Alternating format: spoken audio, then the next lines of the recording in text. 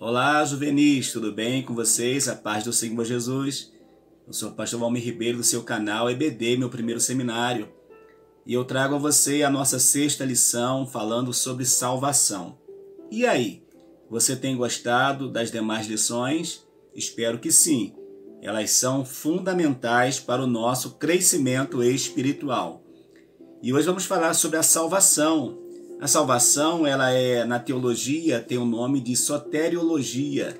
São duas palavras gregas que vão formar esta palavra, essa soteriologia, que é sotéria, que tem a ver com salvação e livramento, e logia, que tem a ver com logos, palavra. Então nós vamos estudar sobre a palavra da salvação. E a palavra da salvação nós sabemos que é Cristo. Nós temos essa sexta lição com esse tema muito importante e espero que você seja edificado por ela. A nossa leitura bíblica em classe está em Efésios capítulo 2, versículos de 5 a 10, que diz assim: Estando nós ainda mortos em nossas ofensas, nos vivificou juntamente com Cristo, pela graça sois salvos. E nos ressuscitou juntamente com Ele e nos fez assentar nos lugares celestiais em Cristo Jesus, para mostrar nos séculos vindouros as abundantes riquezas da sua graça, pela sua benignidade para conosco em Cristo Jesus. Porque pela graça sois salvos por meio da fé, e isso não vem de vós, é dom de Deus. Não vem das obras, para que ninguém se glorie. Porque somos feitura sua, criados em Cristo Jesus para as boas obras, as quais Deus preparou para que andássemos nelas. Nós temos como nosso texto áureo, dizendo assim: porque pela graça sois salvos por meio da fé, e isso não vem de vós, é dom de Deus, não vem das obras para que ninguém se glorie. A nossa salvação é um presente de Deus. É algo que Deus tem dado à humanidade e é algo que para nós não custou nada, mas custou a vida do nosso Senhor e Salvador Jesus Cristo. Quais são os três objetivos da nossa lição?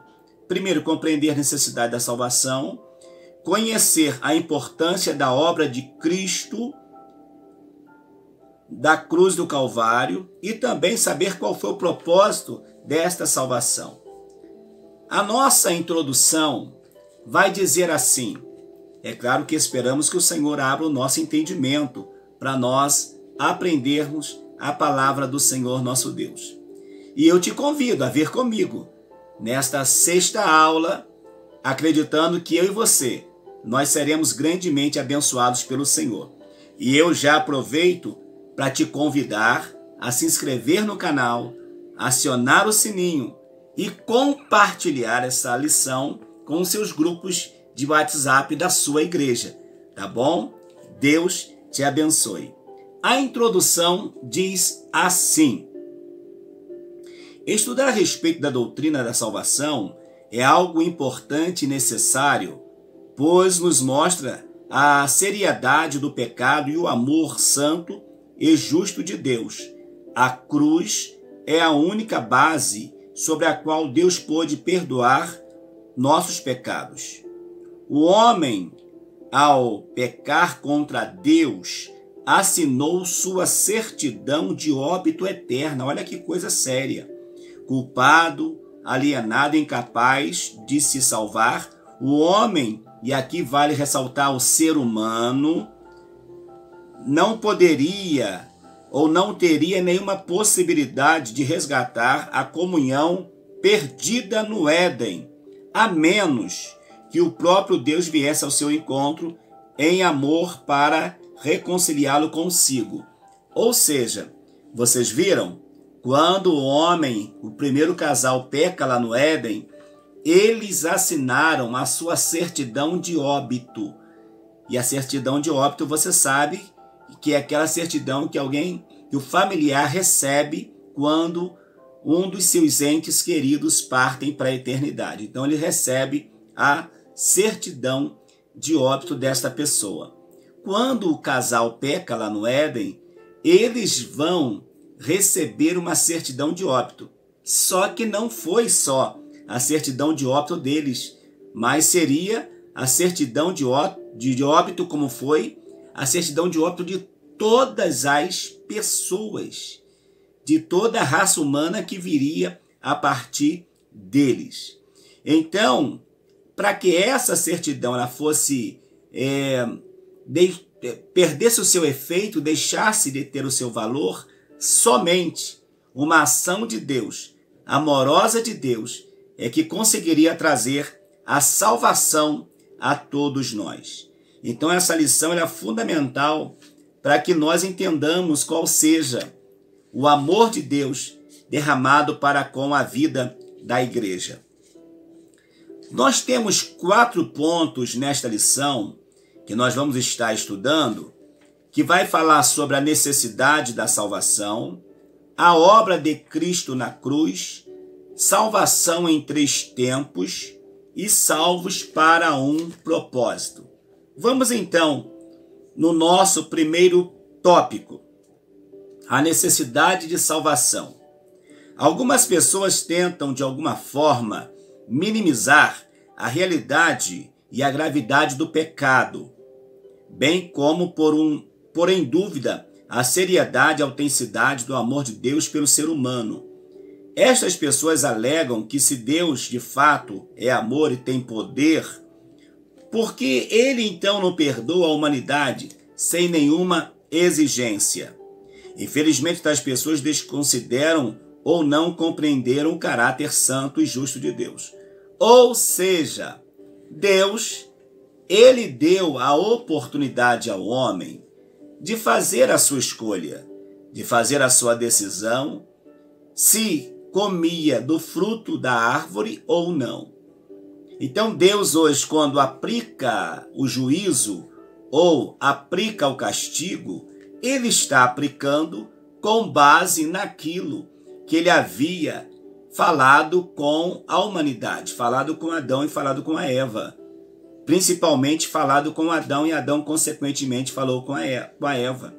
Que a consequência da desobediência traria consigo a morte.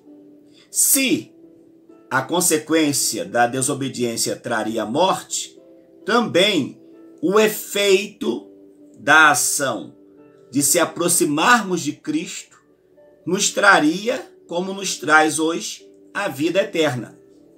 Então Deus não é justo quando aplica o seu juízo. Por quê? Porque ele já abriu uma porta de escape. O fato do Pai ser amor, como bem afirma o evangelista João, não inviabiliza o exercício pleno da sua justiça, nem tampouco apaga as exigências de sua santidade. Ao contrário, os atributos de Deus são perfeitos, não sofrem variações ou alterações com o tempo, agem harmoniosamente com seu caráter imutável. Por que Deus exige de nós que nós o recebamos a Jesus como nosso Senhor? Porque foi o que ele estabeleceu como base para a salvação, a necessidade de um Salvador, de um remidor. E nesse caso aqui em especial, o Salvador é o Senhor Jesus. E ele que pode salvar, ele que pode libertar, ele que pode trazer mudança de vida àqueles que estão precisando de transformação. Então, por mais que o homem buscasse ser uma boa pessoa, e ainda serve hoje esse conselho, por mais que o homem, a mulher, o jovem, você juvenil, adolescente, você criança, por mais que você busque ser uma pessoa boa, você precisa do Senhor Jesus para confirmar esta sua boa ação. E esta confirmação virá quando você recebê-lo como seu Senhor e Salvador. Caso ao contrário, a sentença continua sendo estabelecida como as nossas contra cada um de nós, que é viver afastado de Deus. No segundo diz assim: a obra de Cristo na cruz. A cruz não foi um acidente de percurso, não aconteceu por acaso. Ela fazia parte do soberano plano de Deus para salvar a humanidade. Afinal de contas, Jesus é o Cordeiro de Deus morto antes da fundação do mundo. Está registrado em Apocalipse 13, 8. Deus, em sua presciência, viu a escolha errada do homem e preparou o plano para a redenção da humanidade. Deus, sabendo, mesmo Deus dando oportunidade ao homem de fazer aquilo que era correto, ele sabia de antemão, na sua presciência, que o homem iria errar, que o homem iria falhar. Por isso que foi necessário que o Cordeiro fosse morto antes mesmo que o homem existisse. Então Jesus ele é morto na eternidade. Quando? Não sabemos. Mas no propósito divino já constava a morte do nosso Senhor Jesus para salvar todo aquele que viria crer em seu nome. Então, a cruz não foi assim uma fuga. A cruz não foi algo que Deus realizou porque perdeu o controle, não. Mas porque foi necessário que assim acontecesse. Foi necessário que houvesse a cruz de Cristo para que também toda a humanidade tivesse a sua salvação. Jesus não veio à terra passear, mas ele veio para morrer em nosso lugar. Ele mesmo disse que veio buscar e salvar o que se havia perdido. Por quê? Porque João Batista vai dizer, eis aí o Cordeiro de Deus que faz o quê? Que tira o pecado do mundo. O Cordeiro de Deus que tira, que arranca o pecado do mundo. Era necessário que o Filho do Homem fosse morto. E o Filho do Homem aqui é o Senhor Jesus Cristo, pois sua morte nos traria a vida eterna. Jesus morreu na cruz por nossos pecados, nos comprando de volta para Deus, viu?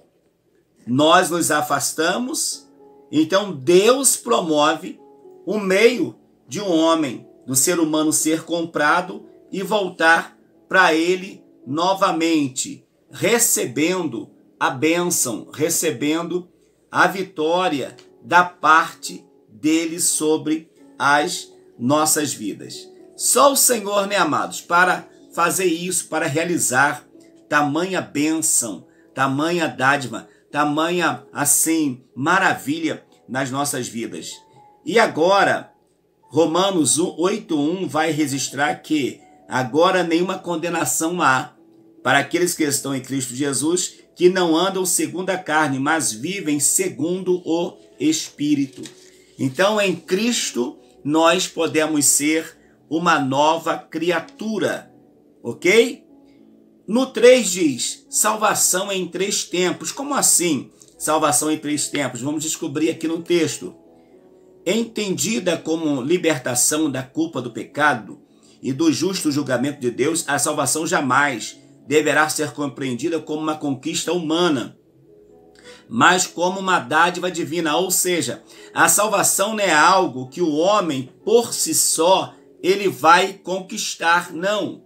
Mas é algo que o próprio Deus vai nos conceder. É Ele que vai realizar. É Ele que vai fazer nas nossas vidas com que esta bênção se complete em cada um de nós. Por isso que é fundamental que nós o recebamos como Senhor e Salvador de nossas vidas. Então aqui, por que nós vamos falar então em salvação em 3 tempos? Porque foi uma obra que o Senhor ele realizou, mas depende de nós. A última parte depende de nós para que essa salvação ela seja completa na nossa vida. A salvação, então, ela é realizada em 3 tempos. Como assim? Quando nós decidimos pelo Senhor Jesus, nós somos justificados por Ele. O Senhor nos torna justo nele. Alguém que vivia em pecado agora não mais viverá, porque o Senhor o justificou. Ou seja, a conta que nós devíamos à justiça divina, o Senhor Jesus pagou por nós. Então começa na justificação, a nossa salvação também começa na regeneração, de ser gerado de novo. Mas nós vamos agora caminhar em um processo que vai nos levar até a glorificação, até o arrebatamento da igreja, ou até a nossa partida, que é a santificação. Nós costumamos dizer que a salvação ela é algo interessante porque ela traz consigo algumas palavras fundamentais. A salvação traz a conversão. A conversão, junto com a justificação, é instantânea. Mas depois entra o processo de santificação que vai acompanhar a vida desse crente até o final. E por último, no arrebatamento da igreja, esse crente vai ser glorificado, a exemplo do corpo do nosso Senhor e Salvador Jesus Cristo. Então, salvação em 3 tempos. Justificação, santificação e glorificação. A glorificação é o último ato na vida do homem aqui. O ser humano aqui na terra, ao ser arrebatado, ele vai ser glorificado com Cristo. Coisa boa, coisa maravilhosa.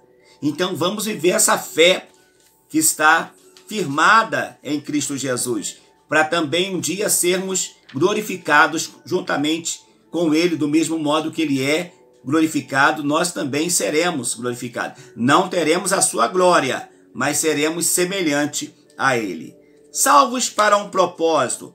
Assim como a salvação é dinâmica, a sua vida também deve ser.